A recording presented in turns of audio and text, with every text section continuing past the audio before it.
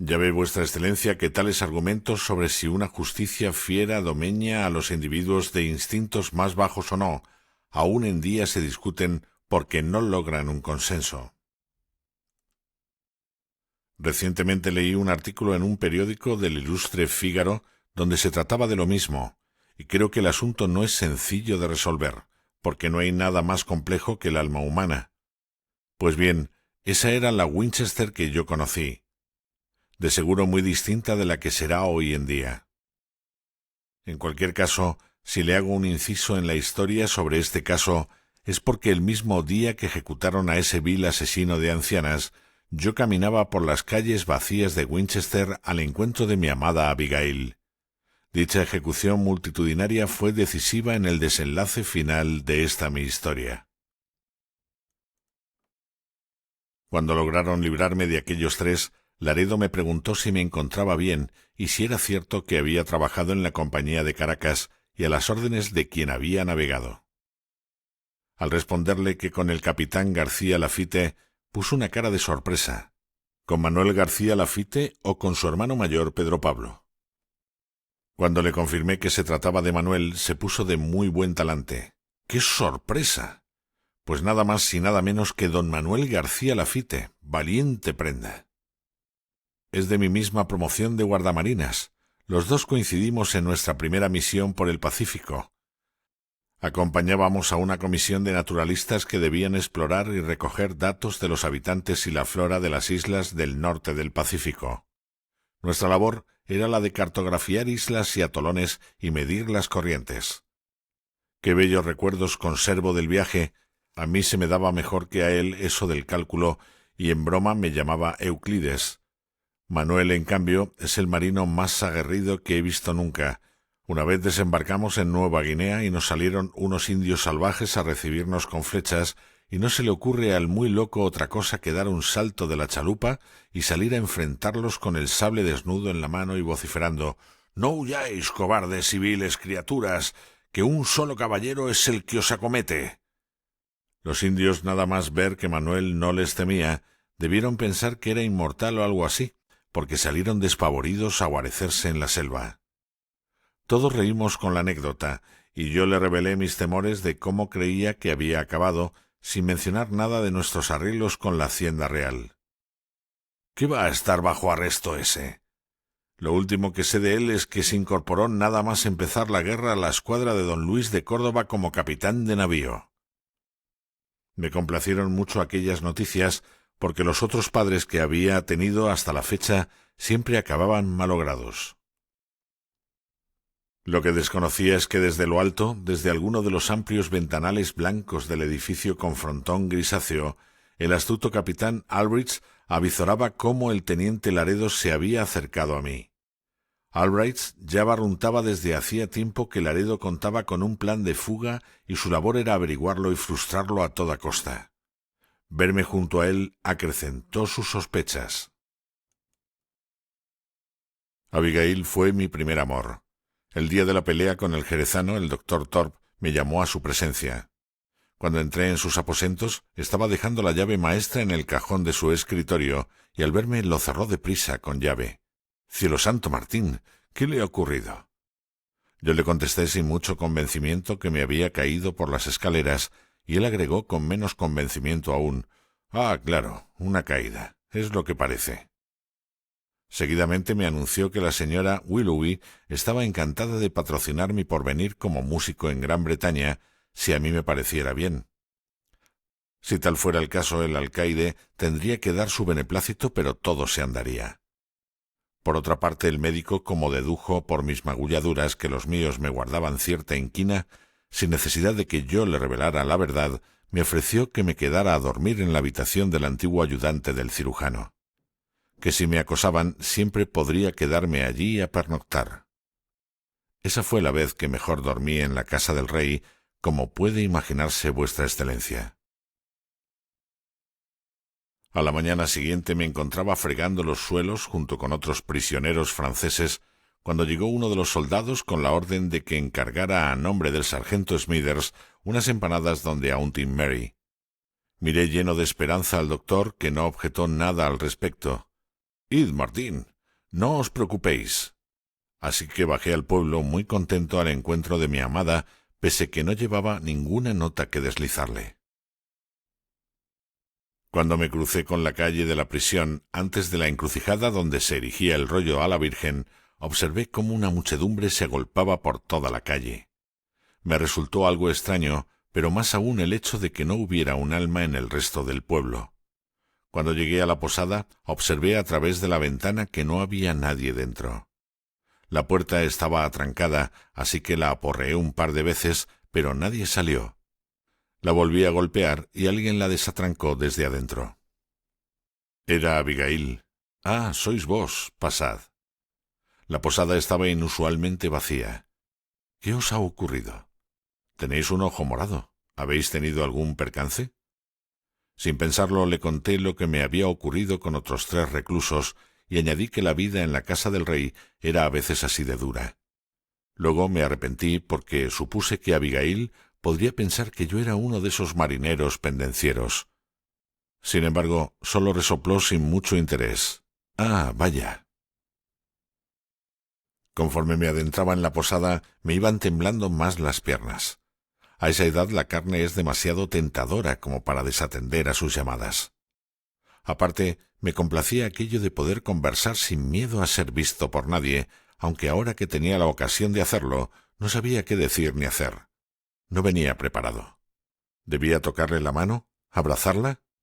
No me atrevía, así que cuando me apuntó con sus ojos azules a los míos y sonriendo descaradamente me preguntó qué se me ofrecía, tan solo le hice el encargo del sargento Smithers. Luego me volvió a sonreír y vi sus dientes hermosos. «Por favor, Martín, estoy sola. Todos han ido a ver las ejecuciones y tengo que bajar de arriba un barril de cerveza pesadísimo. ¿Serías tan amable de ayudarme?» Asentí, y ella me indicó por dónde estaba. Vacilé un poco porque el pasillo de las escaleras hacia el piso de arriba estaba oscuro como la boca de un lobo. «Subid por estas escaleras sin miedo, Martín, que el barril está en la planta de arriba. Ya os sigo yo detrás vuestra». Tiré escaleras arriba hasta una habitación que abrió con una llave y me pidió que pasara a su interior. Pensé, ¿a quién se le ocurre subir un barril lleno de cerveza para luego tenerlo que bajar otra vez? Nada más entrar a la pieza y darme cuenta que donde había entrado era a una alcoba y no ningún almacén, Abigail cerró la puerta con llave. Antes de que abriera la boca, me pidió que le desatara el vestido con presteza y mientras se despojaba de sus ropas, me conminaba a que yo también lo hiciera. «Vamos, Martín, no tenemos todo el día. Es nuestra única oportunidad. Aprovechémosla. Solo hay ejecuciones una vez al año, y con suerte. No os quedéis ahí hecho un pasmarote. ¿Es que no habéis visto nunca a una mujer desnuda? Quitaos la ropa también, daos prisa». De la misma manera que dicen que por donde cae el caldero detrás va la soga, igual fui yo a cumplir muy contento con aquello que me demandaba. Así como nos quedamos los dos en cueros, nos tumbamos en aquel lecho y yacimos juntos. Ella solo se dejó puestas las medias de algodón porque no le estorbaban para lo que nos traíamos entre manos. No le doy detalles de lo ocurrido a vuestra excelencia, porque de sobra se lo podrá figurar, y no creo ni que desee mencionarlo en su libro de gestas heroicas. Desde el día en el que puse mis pies en Inglaterra, tan solo pensaba en la vuelta a mi casa solariega en San Sebastián, aunque fuera más humilde de cómo marché, y tal vez hasta para reconocer cuánta razón había tenido mi madre en advertirme lo que se me avecinaba, porque para el que se niega a recapacitar sobre sus actos, no existe mejor correctivo que caminar de puntillas por el umbral de la muerte sin cruzarlo del todo. Por el contrario, desde aquella mañana en la que me uní a Abigail, empecé a ver las cosas de manera diferente. Ya no deseaba con tanto ahínco regresar, como le ocurrió a Jocelyn cuando entabló relaciones con la negra María José. Al día siguiente nos llevaron a nuestro aseo semanal en el río Itchen. Nada más desnudarnos y entregarles nuestras ropas a los lavanderos para que las pusieran a hervir en una marmita, el huevo me llamó con los brazos en alto. Estaban los 15 sentados en la hierba junto al río. «Martín, muchacho, ven aquí con nosotros. Tenemos un poco de queso y pan para compartir contigo. Cuando me senté al lado de Huevo, éste me cortó con las manos un pedazo de queso y uno de los catalanes desprendió un canto de pan para ofrecérmelo. Toma, muchacho, aprovecha. Mientras los presos se bañaban, algunas mozas del pueblo se acercaban a hurtadillas a contemplarnos en cueros ocultas tras los matorrales. No era difícil que hasta allí llegasen, pese a que los soldados que nos escoltaban nos apartaban lo más que podían del pueblo. En la ribera del río crecían arbustos de zarzamoras y mayuetas que recogían las lugareñas para elaborar tartas y confituras. Juan Martorell se incorporó y aguzó la vista al oír las risitas y bisbiseos. ¿Os dais cuenta de que tras los arbustos hay zagalas escondidas? Me voy a refrescar un poco porque llevo tiempo ya sin ver una mujer y se me están pasando unas ideas. Cuando asomaba por lo alto de los matorrales algún bonete blanco de hilo o quedaba al descubierto un delicado pie con su chinela, Martorell les devolvía una sonrisa de abierta picardía. Las siseaba y hacía señas a las muchachas para que se metieran en el agua a solazarse con él. «Anda, mozas, quitaos la ropa y venid a bañaros, que el agua está muy fresca». Algunas de las muchachas, abochornadas porque quedaban en entredicho, se marchaban sonrojadas. Las menos pudorosas, en cambio, seguían agazapadas tras los arbustos como si nada. Solo se fueron cuando un soldado se percató de su presencia y las espantó llamándolas desvergonzadas y advirtiéndoles del peligro que entrañábamos. Juan Martorell se volvió a nosotros desde el agua. Menudas deben de ser aquí las mozas. Oye, tú, Martín, que has estado en el pueblo, ¿cómo de liberales son las lugareñas? Respiré hondo porque la mañana anterior la había pasado retozando con Abigail y estaba evocando su limpia desnudez en ese momento. Sin embargo, como no es propio de caballero revelar lo que te concede una dama en secreto, repuse: en Inglaterra no te dejan que te acerques a las mujeres. Si ven a una mujer hablando en la calle con un forastero, le arruinan la reputación con chismorreos. Solo hablan contigo si hay otro hombre delante para que no se dude de ella. Martorell replicó: pues entonces es como en España. A Laredo no parecía importarle mucho nuestra conversación. Su mirada se perdía en el horizonte mientras conversábamos. Como inspirado por alguna idea, me preguntó: me contó Porcel que te llevaron a dar un concierto de guitarra a Southampton. Debe de ser una ciudad muy hermosa, ¿verdad? A lo que añadí: oh sí, hay unos balnearios y las damas de clase alta acuden a bañarse en la playa en unas casetas con ruedas. Me interrumpió de inmediato: pero cuéntame, que soy hombre de mar como tú y no me interesan demasiado esas banalidades. ¿Salen muchos barcos de allí? Sí, mi teniente, están los paquebotes de la Marina Real que llevan el correo a Lisboa y buques comerciales que realizan cabotaje. Traen carbón del norte del país. Todos se miraron en ese momento y yo no entendí la razón en aquel instante. Saturnino empezó a reír y luego soltó: ¿para el norte dices que se dirigen los buques?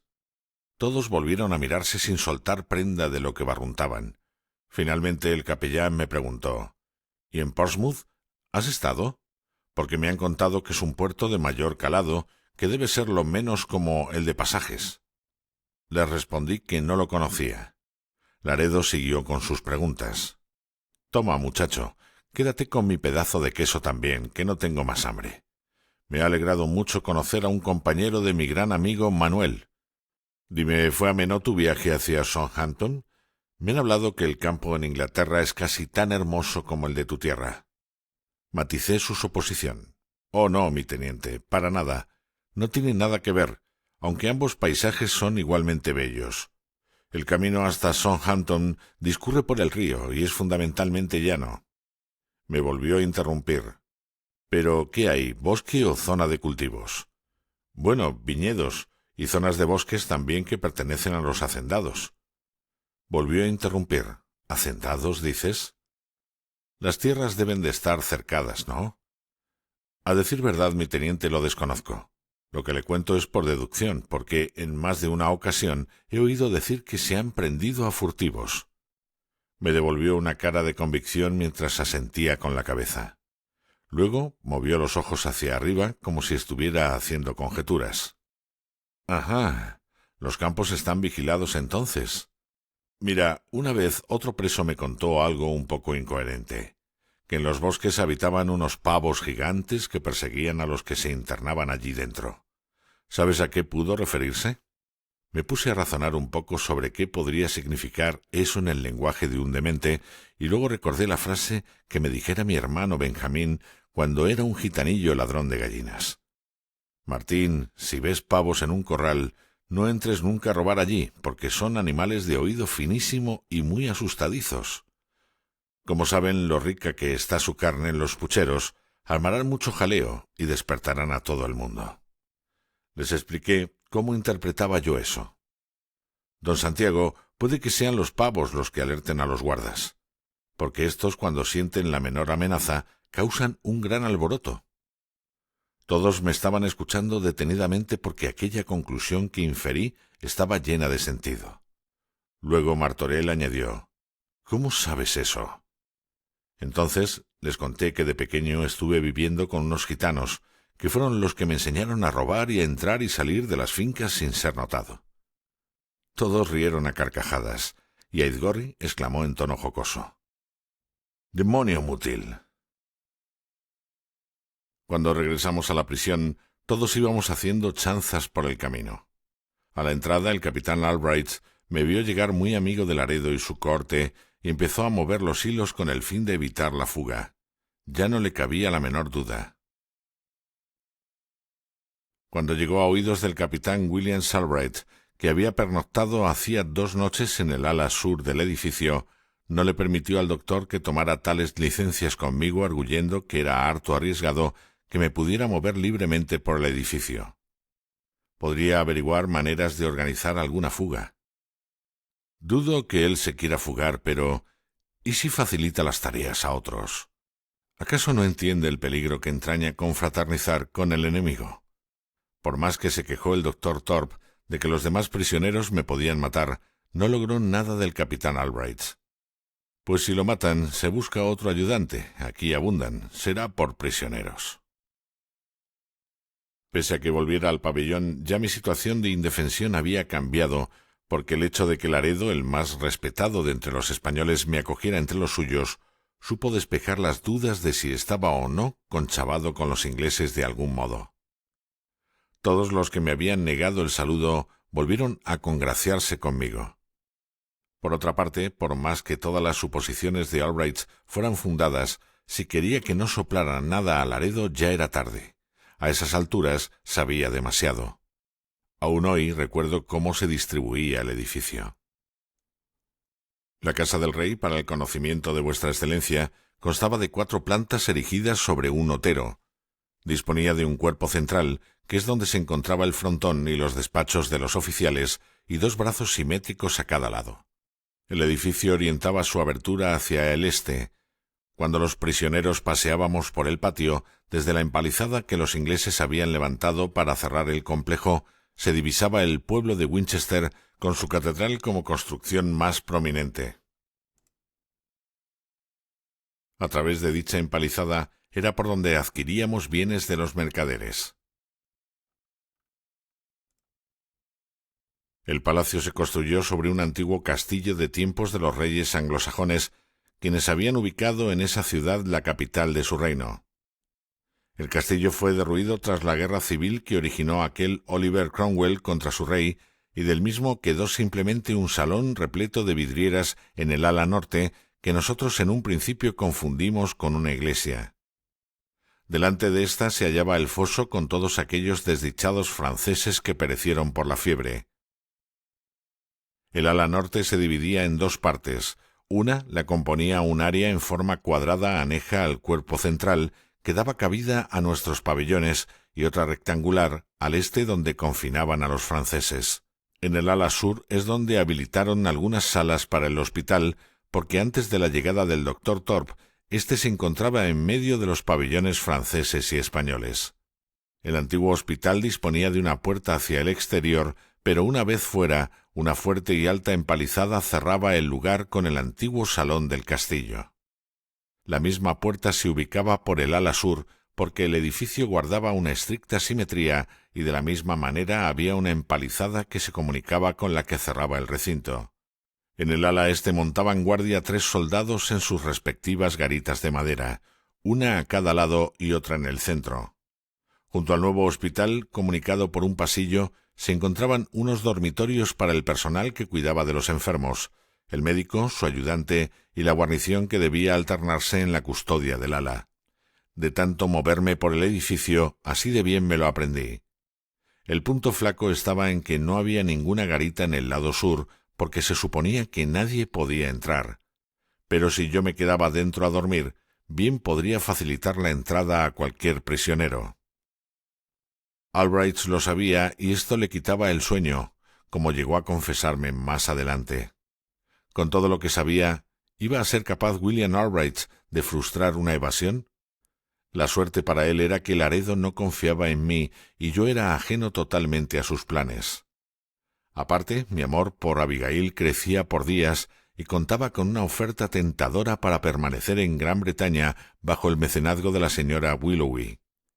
Mucho tendría que virar mi estado como para que yo me adheriera al delirio de Laredo y arriesgara la vida en una disparatada fuga cuando contaba con una situación tan privilegiada en la prisión. La siguiente medida de Albright fue prohibir a la tropa que me confiaran sus recados. Si los escuchaba enviarme a cualquier mandado, se acercaba al soldado y rezongaba de muy malos modos. ¿Es que carece de piernas para resolver por medios propios sus diligencias personales? Entonces el soldado se sonrojaba y ya no me volvía a dirigir la palabra. Así continuó cada día con sus censuras, las cuales, a fuer de reiteradas, consiguieron que todos huyeran de mí como de un leproso. No me extraña nada, siempre lo encontraban amonestándolos con las manos en la espalda y muy ceñudo. Antes de soltarles una fiera diatriba, los atravesaba con la mirada con una expresión tan adusta e inexpresiva que parecía esculpida en mármol, y mientras les prestaba atención a lo que aducían, a una de sus manos le entraba una especie de tembleque como los que sufren los marineros muy habituados al alcohol cuando éste les escasea. Sin embargo, si Albright se agitaba la mano, no era por este motivo, pues era muy parco con la bebida.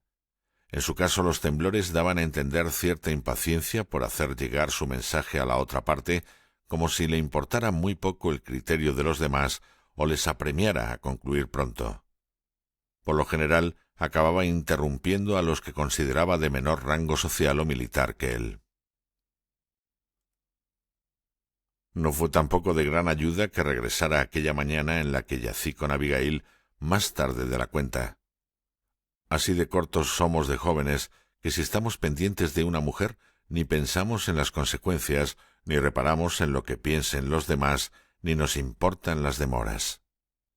Nada más llegar con las garrafas en la mano, el sargento Smithers me abroncó. «¿Cómo has tardado tanto por un simple encargo?» Yo miré hacia abajo y le respondí que había tenido que esperar a que abrieran la posada, que todos se habían marchado a ver las ejecuciones. Entonces llegaron 2 soldados que el sargento Smithers había enviado en mi busca. Todos se tranquilizaron al verme allí. El sargento les preguntó, ¿hoy se celebraron ejecuciones en Winchester? Los 2 soldados comentaron que de hecho habían colgado a un hombre gordo de alcurnia que había sido condenado por unos crímenes horrendos y que al colgarlo se le separó la cabeza del cuerpo. Aunque pude salir del aprieto, Smithers no volvió a pedirme nada más tampoco, porque no estaba dispuesto a arriesgarse a ser el hazmerreír de la prisión si me escapaba por culpa suya, por más que no fuera el único en emplearme en sus recados. Solo me permitieron salir si Collingwood o el doctor Thorpe era quienes lo ordenaban, pero nunca para bajar al pueblo. Desde luego, aquel Albright era perro viejo y se sabía todas las artimañas que usan los presos para evadirse de sus captores. Advirtió a Collingwood y al doctor que el hecho de que alguien se ganara la confianza de los centinelas implicaba un intento de evasión inminente. Mientras tanto, seguía soñando con que aquella moza inglesa y yo estuviéramos juntos para siempre. La guerra tendría que acabar más tarde o más temprano. Por algún pasillo me llegó el rumor de que ambos países estaban negociando un armisticio y de que estaban cerca de llegar a un acuerdo. En cualquier caso, mi suerte tendría que cambiar en lo sucesivo si me dedicaba a componer música en Inglaterra. Al menos eso conjeturaba. Tras acabar de solazarnos en la cama, le pregunté por qué se había arriesgado a dar ese paso, y ella me respondió que no entendía por qué una mujer no podía expresar sus deseos, por qué era el trofeo de un hombre bien avenido, por qué era una moneda de cambio entre familias o reinos. Ella había aprendido a leer en la escuela dominical, que supuse sería algo como la escuela parroquial del Padre Juan de Todos los Santos en Astigárraga, y de la biblioteca sacaba muchos libros que le habían impulsado a pensar por su cuenta y a tomar sus decisiones y a escribir poemas. Me gustaría que las cosas cambiaran y pudiera amarte sin que se levantara ningún chismorreo ni nadie nos negara el saludo. A mí nunca una mujer me había hablado así, por lo que quedé muy cumplido de sus palabras. Solo pensaba en la manera de poder estar con ella libremente. Tal vez aquello que me dijo el doctor Thorpe de la señora Willoughby, que me patrocinara para que compusiera música para ella, podría ayudar para poder amarla en libertad. Contaría con ingresos para vivir y tal vez su familia me aceptara. A lo mejor eso de afincarse en Inglaterra no era una mala opción después de todo. Si fuese menester, hasta juraría por mi honor que no intentaría fugarme. Días antes de un viaje a Londres, del que hablaré a continuación, insistí al doctor Thorpe que me encantaría aspirar al mecenazgo de la señora Willoughby. «Amigo Martín», respondió el doctor Thorpe colocando su mano derecha sobre mi hombro, «si Collingwood no colabora con nosotros, todas mis gestiones con la señora Willoughby serán inútiles. El alcaide debe de enviar un informe favorable sobre su comportamiento y recomendaciones al secretario de Estado, e iniciar los trámites para que puedas permanecer en Gran Bretaña. Vamos a ver cómo lo arreglo con él en privado». Una misiva del Parlamento requería la comparecencia del doctor Thorpe a un pleno en la Cámara de los Comunes el día 26 de julio para resolver las cuestiones que no habían quedado claras sobre la epidemia acaecida en Winchester meses atrás. Pese a que el doctor había remitido al secretario de Estado un pormenorizado informe referente al origen y desarrollo de la epidemia, muchos cuestionaban que las medidas que se habían llevado a cabo fueran las adecuadas y que debido a la falta de diligencia por parte de los mandos de la prisión, se había desencadenado un brote epidémico que estuvo a punto de afectar a todo Hampshire. Collingwood, que no estaba invitado al pleno, dejó en las manos del doctor la situación, ya que veía su cabeza expuesta en la picota si el dictamen de la comisión fuese negativo. Quizá fuera esa la razón por la que no objetó a que yo viajara también acompañando al doctor, con un «disponga de lo que crea conveniente para su viaje, doctor Thorpe».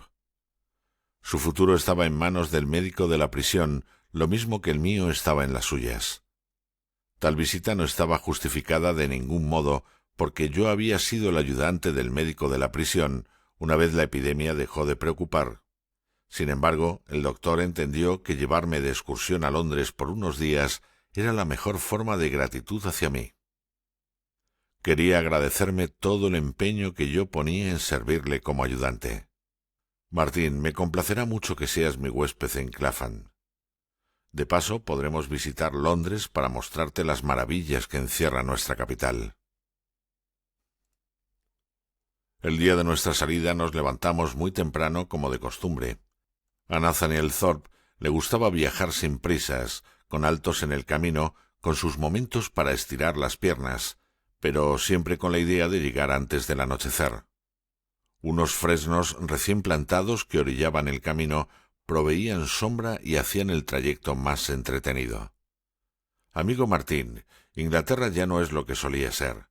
Ahora se puede hacer el trayecto hasta Londres sin miedo a que nos importunen los bandidos, como ocurría en tiempos de mi padre y mi abuelo, porque los caminos son más seguros ahora.